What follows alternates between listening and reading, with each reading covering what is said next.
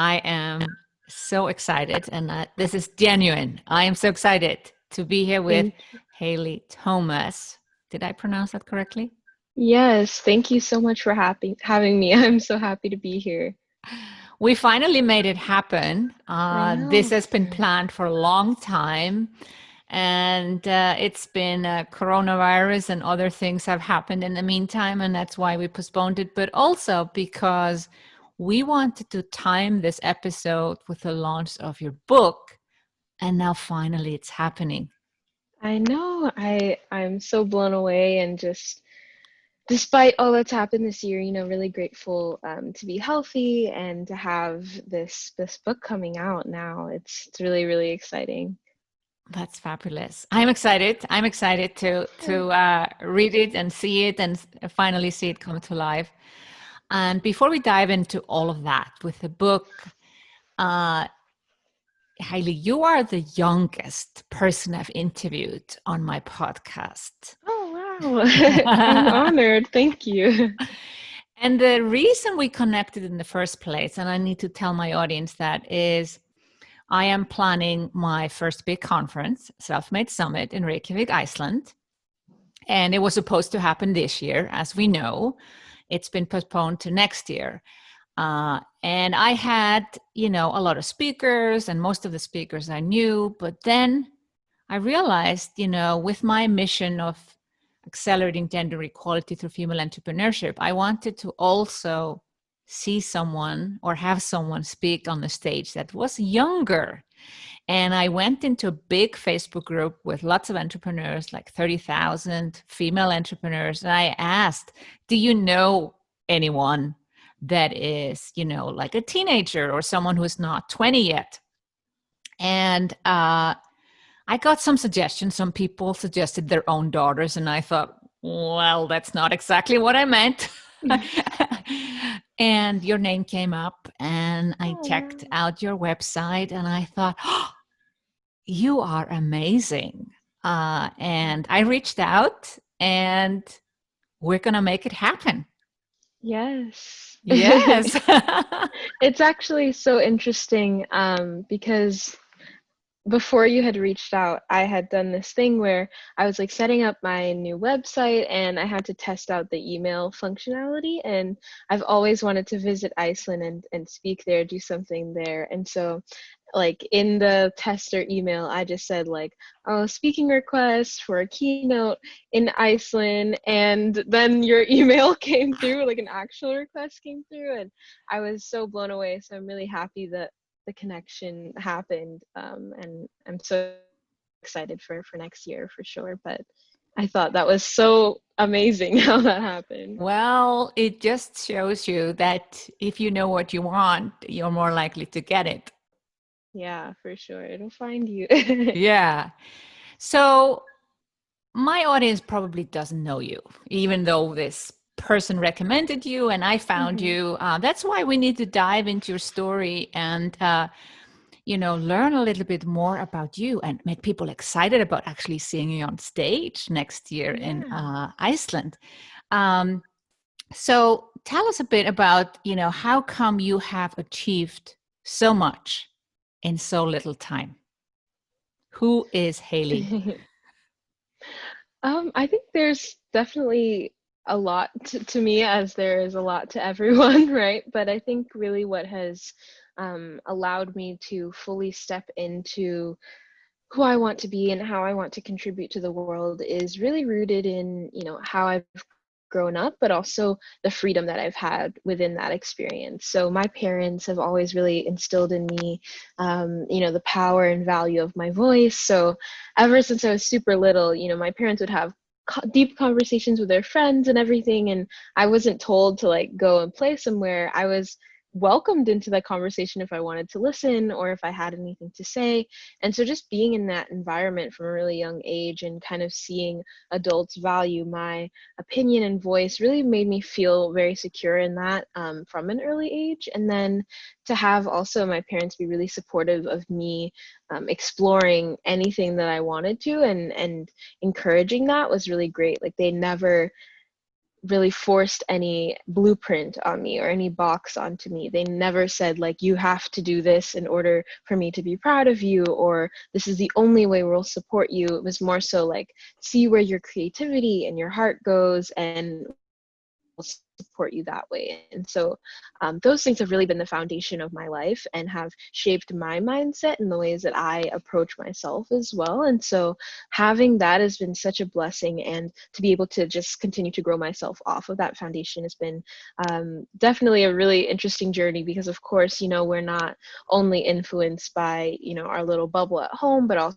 the world. And so it's been sometimes a battle of kind of balancing all the external expectations and perceptions or the stereotypes, and then this internal nurturing that was happening within my own family. So I think really from there is kind of what's shaped me. And then in terms of getting into my advocacy, we can definitely talk about that more, and what really sparked that.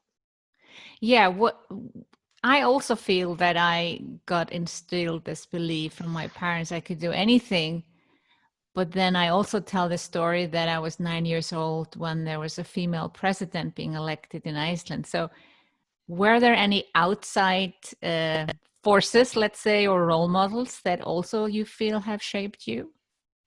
Absolutely. I've always been around really incredible women in my immediate life. Like, I've been able to have role models that I can really relate to and see myself within. So instead of it being, celebrities or quote unquote like public figures, I've really had tangible examples of people who are making a difference in their communities and also want to, bring me under their wing to learn from them. So I've been really appreciative of that. And that has definitely just continuously inspired me and motivated me, because I look to this person in my community, I see the change that they're making, I see the ways that they're creating their own business or their own movements, and that to me is just really powerful. So I've definitely been super grateful to just have awesome women of all kinds of backgrounds and ages to really guide me and teach me so much, whether that's like through one conversation or through years of getting to know each other. So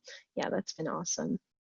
Is there any specific moment that changed you in a way that now you look at yourself as you said advocate, even an activist? Mm-hmm. Yeah, I think that it was really, when I really got started, my dad, he was diagnosed with type 2 diabetes, and I was around 8 or 9 years old. And when he was diagnosed, our family started to kind of look for alternatives to the medication, because what he was prescribed had unbelievable side effects that only sounded like it was going to cause more chronic illnesses and just complications. So we looked into food and healing through that route, and as a family, we started watching food documentaries and reading together and cooking together and all of that. I was so involved in this process of healing my dad, and it was so deeply rooted in love and learning together and vulnerability in many ways. And through that, I learned the power of food, but also the power of community and kind of coming together through this one unified intention. And through that entire process, which was like about a year, we were able to completely reverse my dad's condition without the use of medication. And so I was very inspired and empowered by all that I had learned. And I realized, how much we could become leaders in our own lives through what we put into our bodies. And I felt it was ridiculous that kids weren't learning about this. My friends had no idea about it. And in our physical education class at school, all we learned was like how to run laps, but nothing else connected to health and well-being. So I just kind of noticed this gap in the world. And again, based on how I was raised, I was like, okay, so what do I do about it then? Like, and that's really what sparked everything, and eventually getting to share my story and just how important it is for young people to be involved in their health and wellness and the health and well-being of their families and their community. And over time, it just kind of built and expanded as I started to expand and learn and grow as an individual. So now, my focus is so much more holistic than it was before. Primarily I was focusing on food as a little kid, and then eventually, as I'm realizing that there are so many different elements to our well-being, our mindset, our emotions, the ways that we speak to ourselves and others, all of those things, how we tap into creativity and how we're fulfilled, that is all a part of our well-being. So getting to experience many different things that have kind of shown me that those things also require prioritization and nurturing was a big shift in just my messaging, and really enriched my intention behind everything that I do. So it's definitely been a very organic journey, which I've really appreciated. It's all kind of unfolded in a way that's felt really like me, it's felt really authentic, and I'm super grateful for that. So what happened that caught attention of national media, or you are here at home with your family and your father, and you are 8, 9 years old. Like, at what age did other people notice outside your immediate community what you were doing?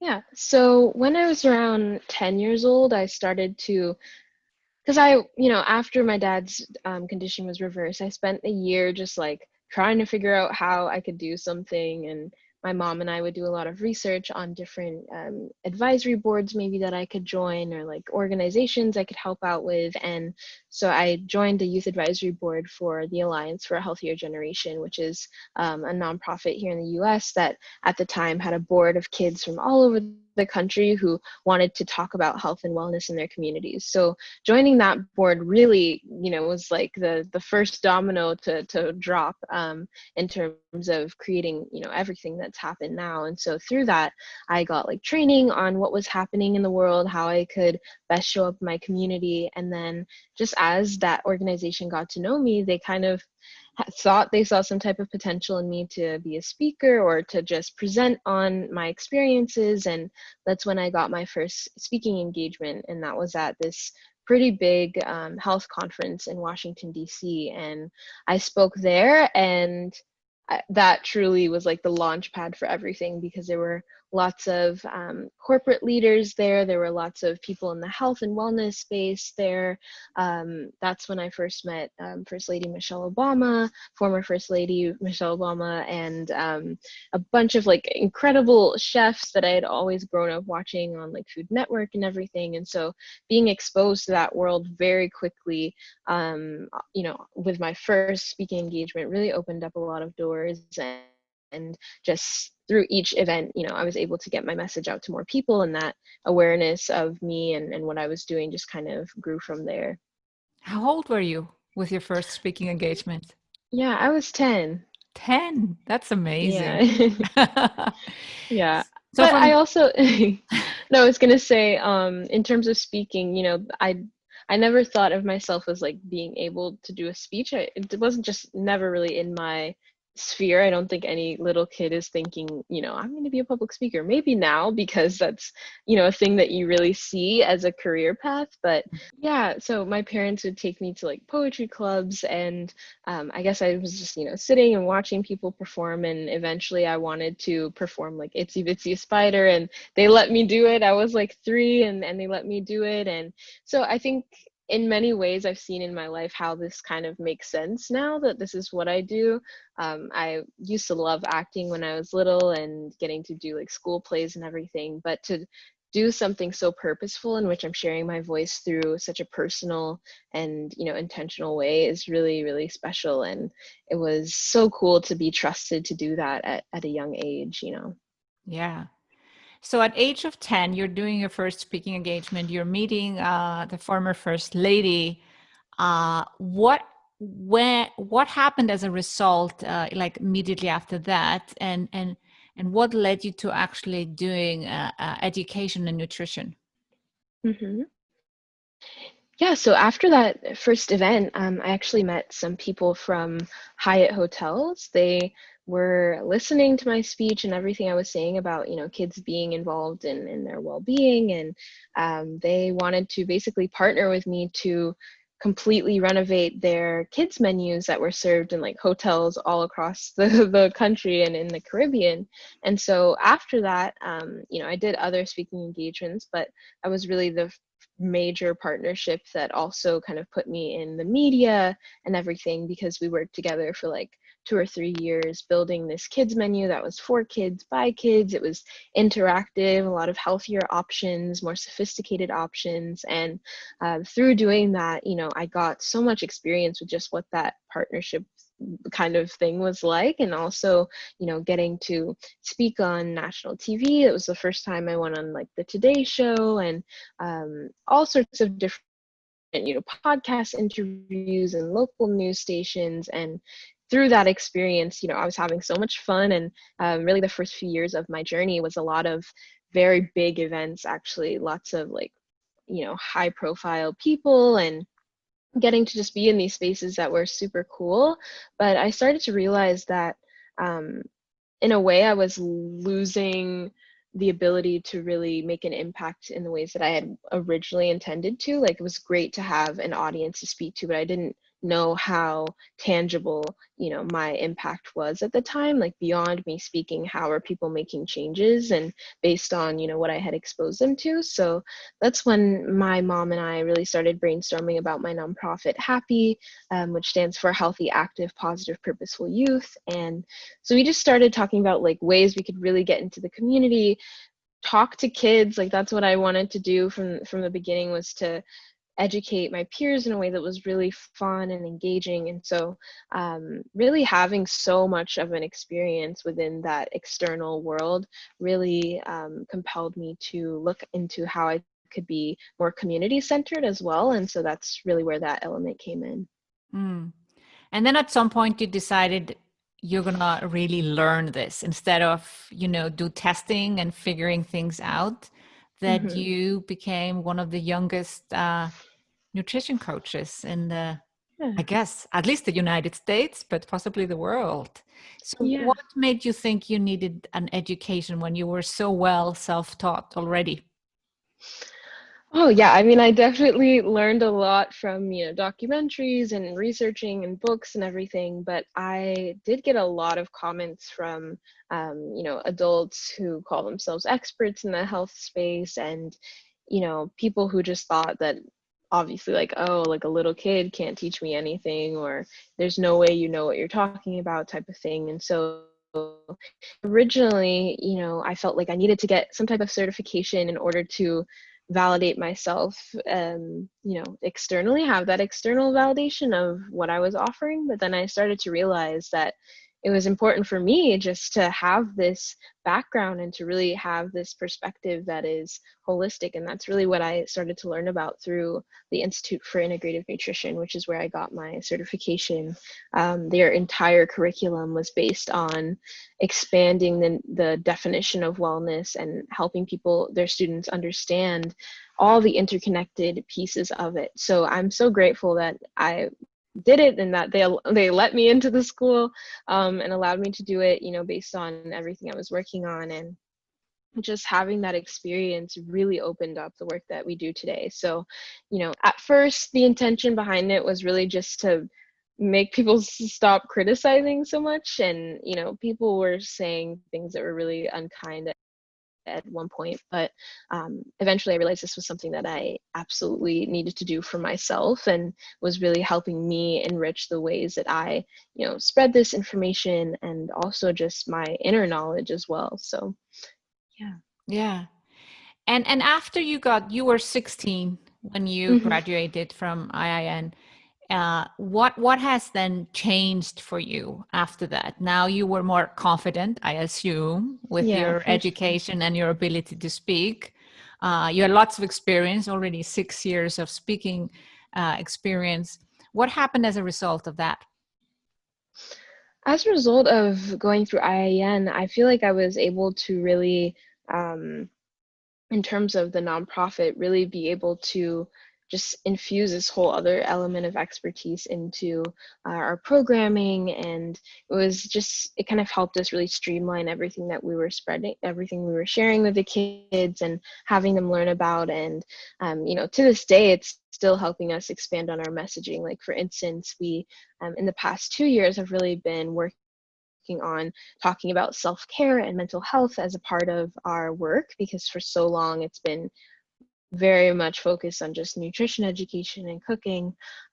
So we actually just a few weeks ago held some virtual summer camps on self-care. So it was super cool to apply all those things that I had learned and from IIN, and also just through my own experiences into a curriculum for 8 to 12-year-olds to learn about this. So it was super fun. We did all sorts of awesome activities. Like, we had the kids make affirmation jars and make their own like emotion potions, which is like an emotional toolkit to lift their spirits and mood. And so the whole point of the camp was really to have them feel empowered and have this set of tools that they can refer to if they're feeling anxious or upset about everything that's happening in the world, and so that they can understand that those things that they're feeling are normal, and that they also have the power to control so much of how they react to these situations as well. So it was really that balance of like, yes, this stuff, everything going on is very real, but also, there's a lot of power within you to shape how you perceive that experience and how you handle any challenges. So that was super fun to get to do that, and we're very excited about just building on it. But yeah, it's definitely just shaped my personal perspective and the ways that we do our work, and how we really try to make it inclusive of all the things that really impact us and as human beings. So I'm just so grateful for that education and the way that it opened my eyes, and it's a huge influence on my book Living Lively as well. So yeah, it's definitely changed my life for sure. Yeah, we're going to shortly come into the book and what else we can learn from you. But you worked also with Michelle Obama. How did that come about? Yeah, so getting to interact with her and introduce her at the Kid State dinner in, I think this was 2014. All those things, again, they just kind of connect with each other. Like, the first time I met her, that was one touch point, and I got to briefly just share about like everything I was working on and wanted to do. And again, that was when I first started. And then through that, I was invited to like walk her down her plane steps when she came to visit my hometown, which at the time was Tucson, Arizona. And that was unbelievable. And then just different experiences here and there, getting invited to like sit at her box at the State of the Union. And all the interactions we've had have been kind of short, like a couple of minutes, but each time I felt just very much supported and uplifted and encouraged, and that's been a really, really awesome thing. So yeah, it was definitely very surreal each and every time. I bet, I bet. And also her mission was to get kids to eat healthier. So I guess you had an alignment in both your missions together. Yes, yeah, very much aligned. And a big piece of her, movement was also just to have kids like, be advocates for that. And so it was really cool to have so many young voices on the front lines, like pushing her Let's Move initiative and the messaging behind that. Yeah.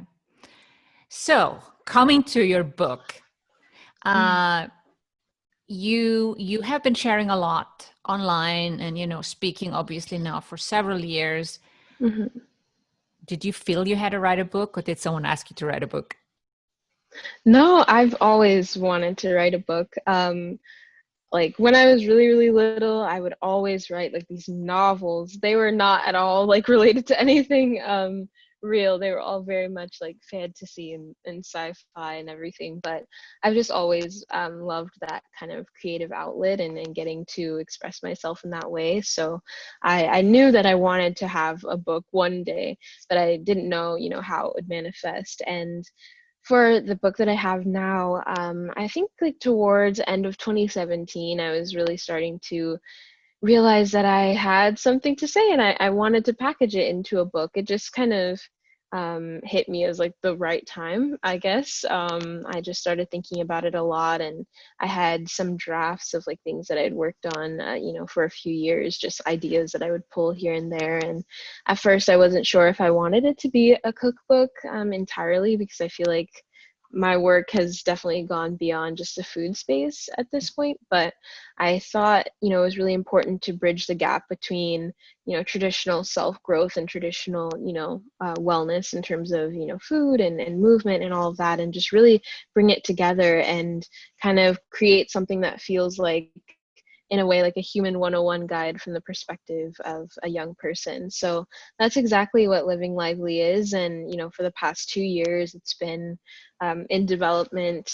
2018 was all like spending 8 months writing a proposal and then pitching it and having it like, go for auction and all of these things. It was such an exciting and new experience. And then last year was just writing and taking photos and planning travel and interviews and all sorts of just craziness. It was such a busy year last year, doing that and juggling speaking and traveling and, happy programs and everything. And, I think it's really interesting actually how I feel like when you're writing something like this, it seems like life almost presents you with the opportunities to get to know the subject even deeper and even better. And that's what I definitely noticed, especially in regards to like the messaging around self-care and your thoughts and your mindset. I was struggling with that so much during 2019, and really finding a balance and feeling healthy in those ways. And through me kind of going through those challenges of juggling everything and just not necessarily feeling 100% there, I was able to find tools that I could incorporate into Living Lively that were really helpful for me during those times. So it was super cool to just, in hindsight, super cool to have had that experience. It was definitely very frustrating at the time to like be writing this super positive book, but also having, some internal challenges and trying to make everything move and work according to deadlines and all things that, have been planned and scheduled for so long. So it was a challenge, but something I'm just so grateful for. And, to have Living Lively really focus on, our internal health, our spiritual, mental, emotional health, and the ways that we feel joyful through what we're eating, whether that's emotionally or physically. This is super cool. And I also feature, 5 amazing young women who are also doing incredible things in the world and are activating their power through, different areas. And that's just another really great thing. I just wanted the book to feel really relatable and for everyone's stories, including my own, to speak to someone. And I think that we were able to achieve that. So I'm just very anxious, but in a great way, to like see how everyone reacts to it and what the impact is. I'm excited. I'm excited for you, and I can Yeah. see that you are, excited, a little bit nervous. It's a brand new thing, and I think everyone will feel the same, whatever age they are when their first books comes out. Yeah. But if someone is listening, they are a young entrepreneur, and they're thinking like, okay, so he's doing all this activism, so he's bringing out a book. How does he make money? How do you actually is this a business or is this a nonprofit? And how does that actually work? Yeah, so when I started out, I definitely did not think that money could ever be a part of any of this. I did not think of it as like a career path at all.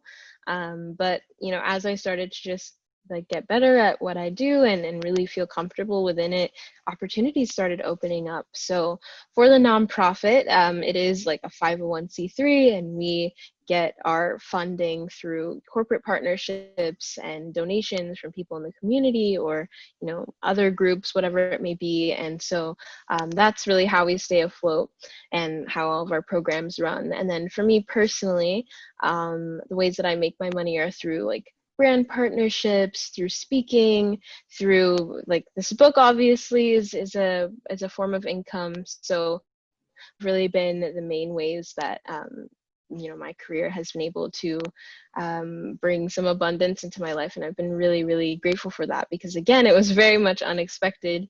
I did not think that any of this could do that, especially because that's just not the mindset that I went into it with at all. Like, how can I profit off of this? It would just kind of float in organically. So I think that's one thing that it's been really cool to see, just how, like, when you follow that intention and that purpose behind what you're doing and you really focus on that, all else that you need just kind of follows suit. So it's been really, really awesome to experience that.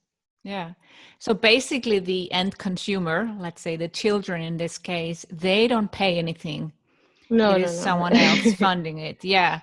Yeah, yeah. It's just, it is a nonprofit, but still you make enough money that there is an abundance in your life. And that's important too.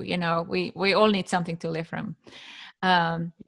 So what do you see happening next? The world has changed a lot this year. Yeah. I guess you have not been traveling a lot for speaking No. engagements. Things have been postponed, like the conference, Self-Made Summit, and probably all your other speaking arrangements.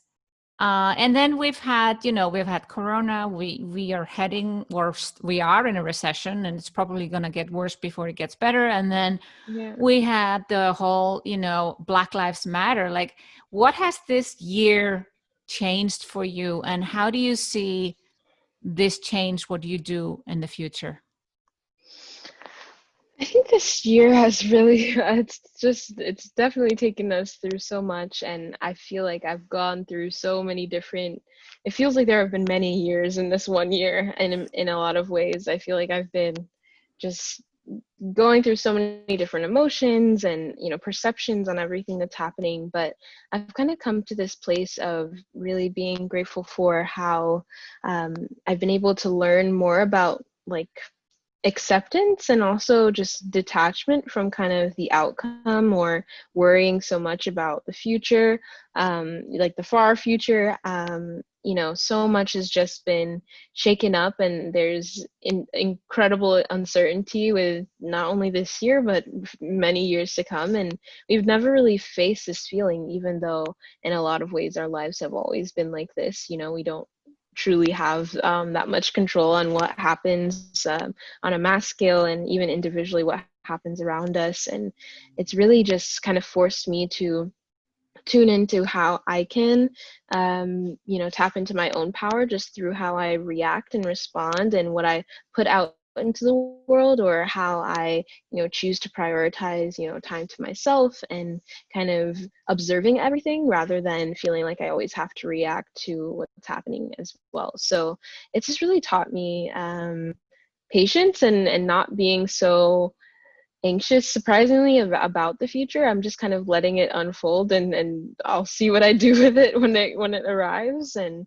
that has been really freeing, actually, because I definitely in the past would always kind of be anticipating so many different things and focused on the future a lot more. And so now I've been able to be so much more present, which has really been a great thing. And I think it's so strange to feel like you're growing and changing in a time that is just so devastating for so many of us. And I think for those of us who have the privilege of, like, being safe and having food and shelter and all of that, like, doing inner work and really figuring out how we can be better humans and support our our collective is so important, because we have that time and that space to do so. So I've really been diving into that and just figuring out, like, how I can really show up as my fullest self and provide things that can help others really do the same. Yeah, very wise words from a very young person. Thank you, Haile. Who is the book for? Like, what age group, or who is really the ideal client for the book? Well, the book is written, of course, through a youth perspective. So I definitely, have a voice of my peers and want to connect with them. But I've also really settled on kind of this feeling of the book will reach whoever it may need to reach, and that it will impact anyone who needs to hear those messages. So I think that it's really something that, again, everyone can relate to, because in the book we're talking about so many just generically human challenges or elements, and through that I want to be able to hopefully just reach who I need to reach, and that's definitely the intention behind it.